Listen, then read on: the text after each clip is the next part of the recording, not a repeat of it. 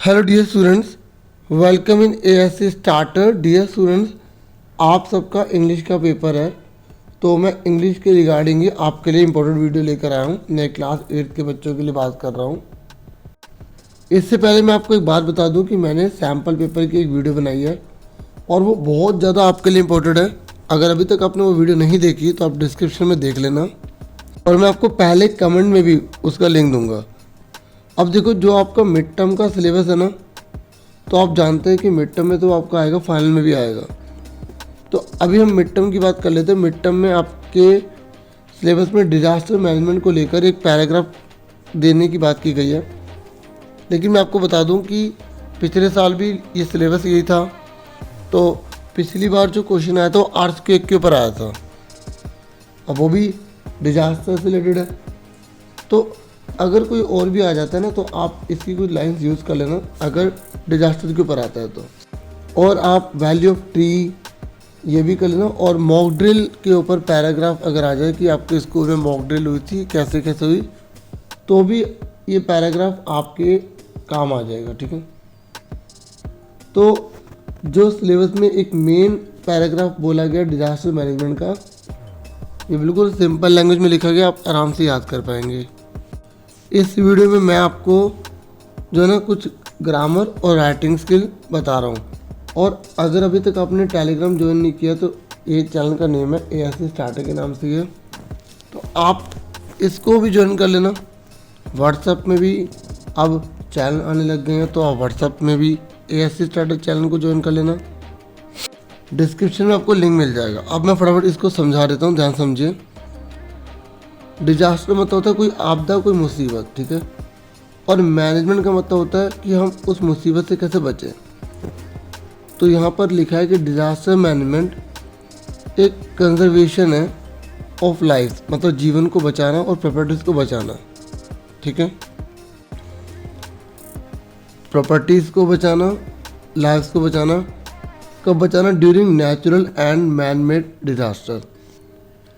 जब भी नेचुरल या कोई इंसान द्वारा कोई भी आपदा खड़ी की जाती है, ठीक है, या कोई भी आपदा पैदा की जाती है, तो उससे हम कैसे अपनी लाइफ को या प्रॉपर्टीज़ को बचाएं, उसी को हम डिजास्टर मैनेजमेंट कहते हैं। ठीक है, फिर मैंने देखा कि बहुत डिजास्टर्स, ये दोनों की दोनों आपदाएं, नेचुरल हो या मैन मेड हो, कैन हैपन एनी टाइम, ये कभी भी हो सकती हैं। ठीक है, तो इसमें आगे बता रखा है कि इट इंक्लूड्स, एक बात और, आप यहाँ पर एस लगा लीजिएगा, ठीक है, क्योंकि हम नेचुरल और आर्टिफिशियल दोनों की बात कर रहे हैं या मैनमेड की बात कर रहे हैं। ठीक है, तो मैं आपको बता रहा था इट इंक्लूड्स मतलब ये जो डिजास्टर है, इसमें कौन कौन सी मुसीबत की बात की जा रही है। ड्रॉट की बात की जा रही है, सूखे की, अर्थक्वेक भूकंप की, फ्लड बाढ़ की, लैंडस्लाइड मतलब ज़मीन का खिसक जाना, फायर शॉर्ट जैसे आग लग जाती है, फायर शॉर्ट सर्किट। ठीक है, ऐसी बहुत सारी होती है, आप 4-5 और ऐड कर सकते हो बड़ा करने के लिए।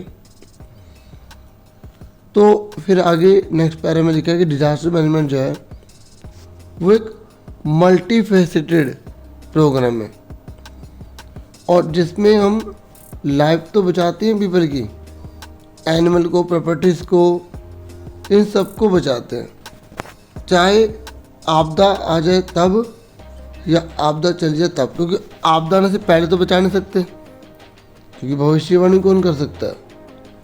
फिर थर्ड में आप लिखना है school should also do mock drill, school को मॉक ड्रिल करनी चाहिए to save the life of students and society की लाइफ को बचाने के लिए मॉक ड्रिल करनी चाहिए। आप यहाँ पे कंट्री भी लिख सकते हैं।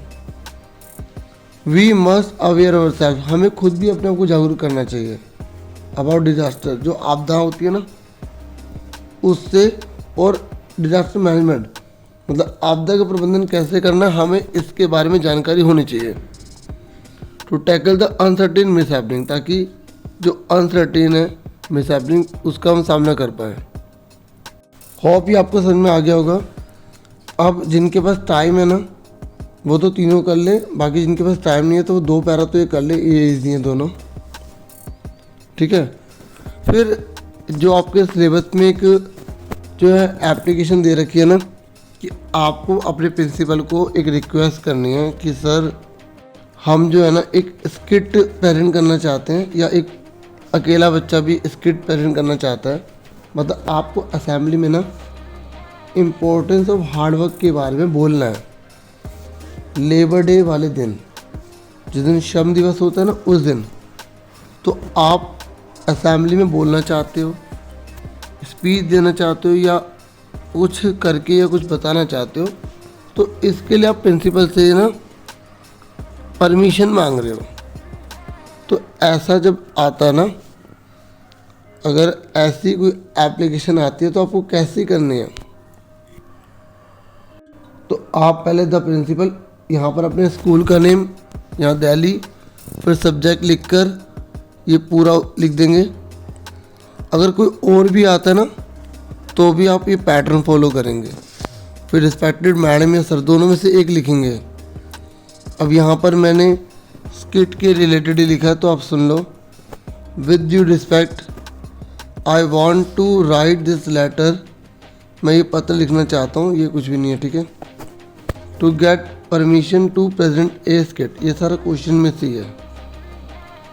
On importance of hard work in morning assembly, morning assembly होती है ना, तो उसी में मैं एक स्किट प्रेजेंट करना चाहता हूँ, क्योंकि मैंने आई करके लिखा ना, खाली वो अपनी बात कर रहा है, ठीक है।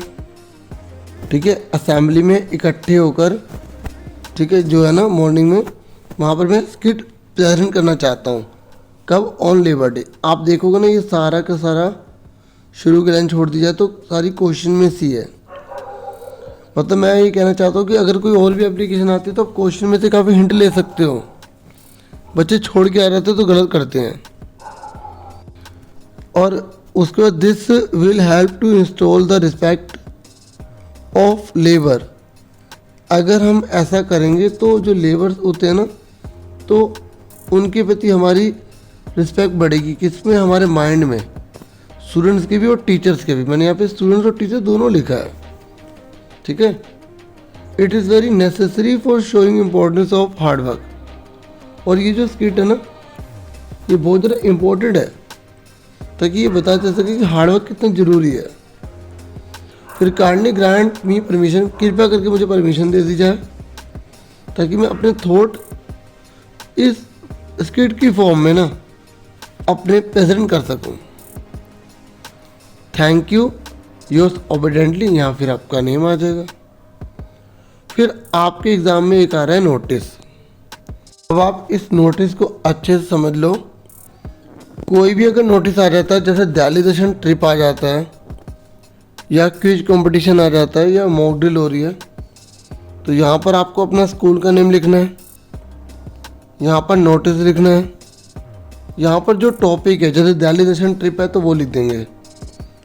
यहाँ पर डेट वर्ड नहीं लिखना, जो डेट आज की वो लिखना है, ठीक है। अब मान लो कई बच्चे टॉपिक से पहले डेट लिखते हैं तो वो भी लिख सकते हो, टॉपिक नीचे लिख देते हैं, वो भी चलेगा, ठीक है। कोई भी आ जाए तो ये लाइन लिखना, all the students of our school are inform that. सभी बच्चों को जो हमारे स्कूल के, उन्हें सूचित किया जाता है कि आवर स्कूल इज ऑर्गेनाइजिंग, हमारा स्कूल ऑर्गेनाइजिंग कर रहा है। यहाँ पर टॉपिक का नेम आ जाएगा जो यहाँ पे लिखा हुआ है। जैसे दिल्ली दर्शन ट्रिप लिख रहे हो तो दिल्ली दर्शन ट्रिप आ जाएगा, ठीक है। और अगर क्वेश्चन में लिखा इको क्लब कर रहा है तो इको क्लब लिख देंगे यहाँ पे, अगर लिखा आ गया तो, नहीं तो आवर स्कूल ही लिख देना। फिर following details are given below, निम्नलिखित जानकारी नीचे दी गई है। जैसे डेट, अब दिल्ली दर्शन ट्रिप है तो कौन सी तारीख को जाएगा। जैसे आप पेपर दे रहे हो 29 तारीख को, तो 29 लिखोगे पेपर, जैसे 29 तारीख को दे रहे हो, तो अब सिंपल सी बात है, दिल्ली दर्शन ट्रिप कुछ दिन बाद ही जाएगा। आपने यहाँ पे 8 अक्टूबर लिख दिया मान लो।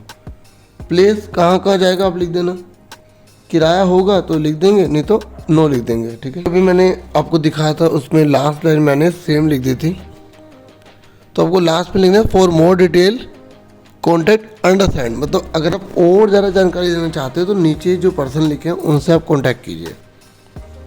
तो ये आपका हो गया पूरा का पूरा नोटिस। क्लियर हो गया आपको? अगर आपके एग्ज़ाम में ये आ गया कि आपको जो विक्टिम है या जो फ्लड वगैरह आ गई थी तो उन लोगों की मदद के लिए पैसे जुटाने हैं, तो स्कूल का नेम लिखेंगे, नोटिस लिखेंगे, टॉपिक का नेम लिख देंगे। ठीक है, टॉपिक का नेम आप जैसे relief fund for flood victim ऐसे लिख देना। ठीक है, या जो क्वेश्चन में दे रखा होगा वो लिख देना। फिर डेट, फिर all the students are hereby inform that, सभी बच्चों को सूचित किया जाता है that our school has decided, ये हमारे स्कूल ने डिसाइड किया है टू कलेक्ट रिलीफ फंड, कि हम रिलीफ फंड इकट्ठा करेंगे to help flood affected people, जो बाढ़ से पीड़ित हो गए उन लोगों के लिए। ऑफ, यहाँ पे उस जगह का नाम आ जाएगा जहाँ पर फ्लड आई थी, जैसे दिल्ली में है तो दिल्ली लिख देना। ठीक है, इट इज़ हम्बल रिक्वेस्ट, सबसे बड़ी प्यार से विनम्रता से बोला जा रहा है कि आप डोनेट कीजिए, टू डोनेट। ठीक है, रिलीफ फंड इन कैश, या तो कैश में कीजिए या काइंड, काइंड मतलब कपड़े दे दीजिए, कुछ खाने पीने का सामान दे दीजिए, जो भी आपको ठीक लगे। फिर लास्ट में for more detail please contact to the undersigned. अब जैसे कहाँ पैसे जमा करने हैं, किसके पास जाना है, तो ज़्यादा जानकारी के लिए आप हेड बॉय से कॉन्टैक्ट कीजिए। यहाँ पर हेड बॉय लिख कर जो क्वेश्चन में नाम लिखोगे वो लिख देना यहाँ पे, और पूरे के पूरे बक्से में पैक कर देना है इसको। ठीक है, अब फटाफट कुछ ग्रामर देख लो जल्दी से। देखो, अगर डेली, रेगुलरली, एवरीडे, टुडे लिखा आएगा, सैल्डम लिखा आएगा तो सिमिलर, यानी कि ही शी इट नेम लिखोगे तो वर्ब की फर्स्ट फॉर्म में ऐसे ES लगा देना। ठीक है, और अगर प्लूरल हो, आई वी दे यू हो, तो वर्ब की फर्स्ट फॉर्म ऐसा ES नहीं लगेगा। एग्जाम्पल जैसे मैंने यहाँ लिखा ही डैश ब्रैकेट में गो टू स्कूल डेली, तो अब आप बताओगे कि यहाँ गो का क्या आएगा, क्योंकि अब लास्ट में लिखा गया डेली, तो इसलिए गो का गो रहेगा और ES लग जाएगा, क्योंकि वो सिंगुलर में आता है। ये इस तरीके से ध्यान रखना है। रूल नंबर 2, यस्टरडे आई को लास्ट लिखा है तो वर्ब की सेकंड फॉर्म लगानी है। तो यस्टरडे लिखा तो यहाँ प्ले का क्या हो जाएगा, प्लेड, PLAYED। वर्ब की सेकंड फॉर्म आती है ना आपको, वर्ब की 3 फॉर्म होती है, फर्स्ट, सेकंड, थर्ड। अब ये नोट लिखा है, और जब नोट लिखा है ना डियर, यस्टरडे लिखा तो डिड आएगा, तो आंसर आएगा डिड नॉट प्ले। अब प्लेड नहीं लिखेंगे, क्योंकि एक बार सेकंड फॉर्म लग गई, दोबारा फर्स्ट फॉर्म नहीं लगेगी, इसलिए डिड नॉट प्ले लिखेंगे। ठीक है, तो ऐसे ही जो है रूल तो बहुत सारे हैं, मैं थोड़ा सा आपको और दिखा देता हूँ। देखिए, एक बात आपको मैं बता दूं कि आपकी आंसरिंग पैसेज वगैरह आएगी, ये पूरा एग्ज़ाम का पैटर्न आपको इसी तरीके से क्वेश्चन पेपर देखने को मिलेगा। ठीक है, तो आप अच्छे से पैसेज वगैरह करना ताकि आपकी कोई गलती ना रह जाए। ठीक है, तो पोएम आपको द एंड एंड क्रिकेट करनी है और लेसन द सुनामी करना है। ये सारी आपकी ग्रामर आ रही है। ठीक है, तो अब थोड़े से हम ग्रामर वगैरह देख लेते हैं। उससे पहले जो क्रिकेट वाला चैप्टर है, इसमें जो वर्ड मीनिंग है ये आपको पता होना चाहिए, क्योंकि आपको चेक करने पड़ेंगे, MCQ में आएंगे तो ये लिखा आ जाएगा, तो 4 ऑप्शन में से ये भी होगा, तो आपको टिक करना होगा। और अगर एंड द क्रिकेट की सेंट्रल थीम आ जाएगी, हमें कहानी क्या बताती है, तो आप ये लिख सकते हैं। ठीक है, भले जैसे जो कम याद करना चाहते हैं थोड़ी बहुत लाइन याद कर लो। ठीक है, ताकि आपको अच्छे से पता लग सके। ये बुक के क्वेश्चन आंसर हैं, आप इन्हें यूज़ करना चाहे तो कर सकते हैं, बिल्कुल छोटे छोटे लिखे हुए हैं। ठीक है, राइमिंग वर्ड आपको पता होना चाहिए। जो लयबद्ध होते हैं ना, जैसे बोल्ड का कोल्ड, तो ये आपको अच्छे से पता होना चाहिए। ये राइमिंग स्कीम होती है, तो राइमिंग स्कीम में आपको समझा देता हूँ, क्योंकि कई बार एग्जाम में राइमिंग स्कीम बोल देता है।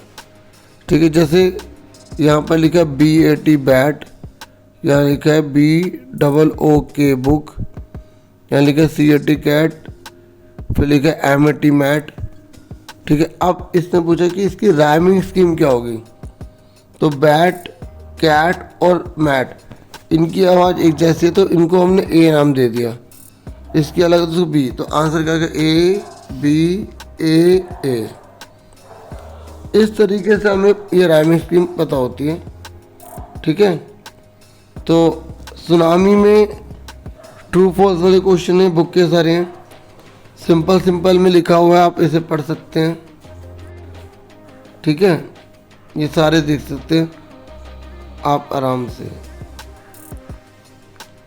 अब मैं ना टाइम कम होने की वजह से पढ़ नहीं पाऊँगा, आप इनको देख सकते हैं। लॉन्ग क्वेश्चन भी हैं, क्योंकि लॉन्ग क्वेश्चन भी आएंगे, एक दो ही आएंगे, है ना। तो ये है, नहीं तो अब लॉन्ग क्वेश्चन का टाइम नहीं, आप इसे बना के लिख देना, पढ़ने का टाइम बिल्कुल नहीं है। जो बुक में फिल इन द ब्लैंक्स हैं वो ये लिखे हुए हैं, आप ये भी एक बार पढ़ लेना। 3 फॉर्म ऑफ वर्ब आपको अच्छे से पता होने चाहिए, और अलंकार भी आप में आ सकते हैं। ठीक है, तो जहाँ पर अगर पूछे पोएट्री डिवाइस या फिगर ऑफ स्पीच, तो आप लाइक लिखा है तो लिख देना सिमिले है। ठीक है, और मेटाफोर में लाइक एज लिखा नहीं आता, उसको 100% मान ले जाता है। जैसे मैंने बोला कि आप एक शाइनिंग स्टार हैं, तो चमकते तारे और आप में कोई डिफरेंस ही नहीं है, तो वहाँ पर मेटाफोर होता है। ऐसे आपको एक पता होना चाहिए पोएट्री डिवाइस पे एलिट्रेशन। एलिट्रेशन का मतलब होता है जो पहला अल्फ़ाबेट सेम होता है, जैसे F A R far from. तो अब देखो पहला अक्षर एफ है, तो हम इसको क्या बोलेंगे, एलिट्रेशन। क्योंकि कई बार ये पूछ लेते हैं ना एमसीक्यू में, इसलिए बता रहा हूँ। और आप में मोडाल्स जो है ना आ रहे हैं, तो ये आपको अगर इसके मीनिंग पता है तो आप आराम से पता लगा लोगे कि क्या आना चाहिए मोडाल्स में। बाकी अगर आप वीडियो देखना चाहते हैं मोडाल्स की, तो मोडाल्स लिख के, जैसे अगर आप मेरी कोई भी वीडियो देखते हैं ना, मोडाल्स टॉपिक का नाम लिखे ASC स्टार्टर लिखो, तो यूट्यूब पे अगर वो मैंने बनाई तो आराम से आ जाएगी। भले ही पहले नंबर पे ना आए, क्योंकि अभी मैं ठीक है कोशिश कर रहा हूँ, लेकिन दूसरे तीसरे चौथे 5 नंबर पे तो आएगी वो। आप देखना चाहे तो देख सकते हैं और मुझे मोटिवेट और कर सकते हैं। वीडियो को प्लीज़ लाइक जरूर किया करो। ठीक है, अभी वीडियो है आगे, और ये मोडाल्स के कुछ रूल्स शॉर्ट में लिखे हैं कि शुड एडवाइस के लिए लगाते हैं, मस्ट कर्तव्य के लिए लगाते हैं, ऐसे हैज़ टू हैड टू होता है ना, वो ना चाहते हुए भी कोई काम करना। अभी प्रैक्टिस आप इसमें से करना कि क्या आना चाहिए, आंसर लिखे हुए हैं। फिर एक कंजक्शन जो जोड़ने का काम करती है, जैसे राम और श्याम दोनों दोस्त हैं, एंड वह इंटेलिजेंट है लेकिन लापरवाह है, तो बट। ठीक है, he is intelligent but he is careless. तो इस तरीके से थोड़ा हमें उसकी हिंदी समझ के करना होगा। ये आइदर और नेदर नोर येट सो, तो कंजक्शन वर्ड से जोड़ने का काम करते हैं। एग्जाम्पल के तौर पर आप इन्हें पढ़ सकते हैं, बहुत इंपॉर्टेंट है ये। ठीक है, तो नोटिस का पैटर्न तो मैं ऑलरेडी आपको बता चुका हूँ कि आप जो है नोटिस के बाद डेट लिख सकते हैं। ठीक है, और बाद में टॉपिक लिख सकते हैं। ठीक है, ये भी जैसे आप ये देख सकते हैं केरला का है, फ्लड रिलीफ कैम्प चलाया था। ऐसे आप दिल्ली का अगर आए तो दिल्ली का लिख सकते हैं। ठीक है, मैं आपको थोड़ा बहुत और दिखा देता हूँ। ठीक है, आपको जो है काफ़ी बेनिफिट मिल जाएगा। 3 फॉर्म ऑफ वर्ब तो आपको पता लग गई, जैसे कोई भी लिखी आएगी आपको बतानी होगी। प्ले, प्लेड, प्लेड इस तरीके से होती है। और ये ना मैंने रूल लिखे हैं, जैसे प्रेजेंट परफेक्ट का क्या रूल होता है, जहाँ पे चुका है लिखते हैं। पास्ट परफेक्ट में जो आपके सिलेबस पे है ना, वो मैंने अब ब्रीफली लिख दिए हैं।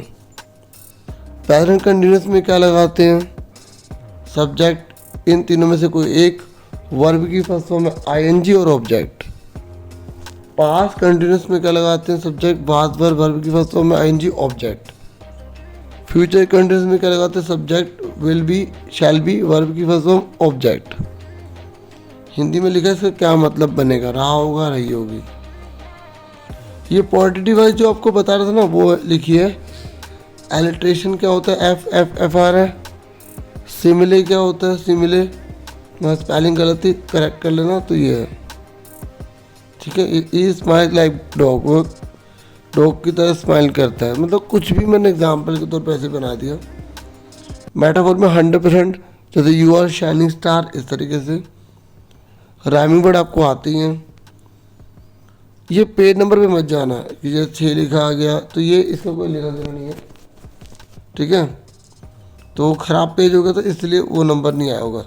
तो कैन कहाँ लगाते हैं, कुड कहाँ लगाते हैं, ये ब्रीफली लिख दिया मे परमिशन के लिए। तो आपको सेंटेंस का मीनिंग पता लगा के देखना होगा कि क्या लगाना है। जहाँ पर भी लास्ट लिखा आ गया वहाँ पे आपको शुड लिखना है। जहाँ पे सो दैट लिखा आ गया वहाँ पे आपको कुड लिखना है, ठीक है। और has to, have to, had to वहाँ लगाते हैं जब ना चाहते हुए कोई हमें काम करना पड़ता है। जैसे I to go to hospital, I have to go to hospital, मतलब मुझे हॉस्पिटल जाना नहीं था लेकिन जाना पड़ गया। आई के साथ क्या लगाते हैं, ही शेड के साथ क्या लगाते हैं, ये लिखा हुआ है। कंजक्शन वर्ड आपके सिलेबस में क्या आ रही है, and, but, till, until, as, if, as well as, so that, such that, ठीक है, इस तरीके से आ रही है। एंड और बट का क्या मतलब होता है, थोड़ा सा मैंने यहाँ पे लिख दिया था।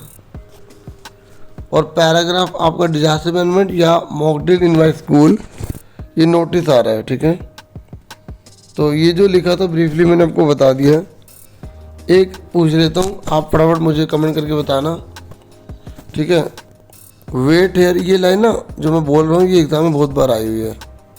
वेट हेयर डैश आई कम, तो आपको बताना है कि कौन सा कंजक्शन वर्ड आएगा कि यहाँ रुको जब तक मैं आ नहीं जाता तो यहाँ पे लगाएंगे अनटिल, ठीक है, अनटिल। तो ये यू है, ठीक है।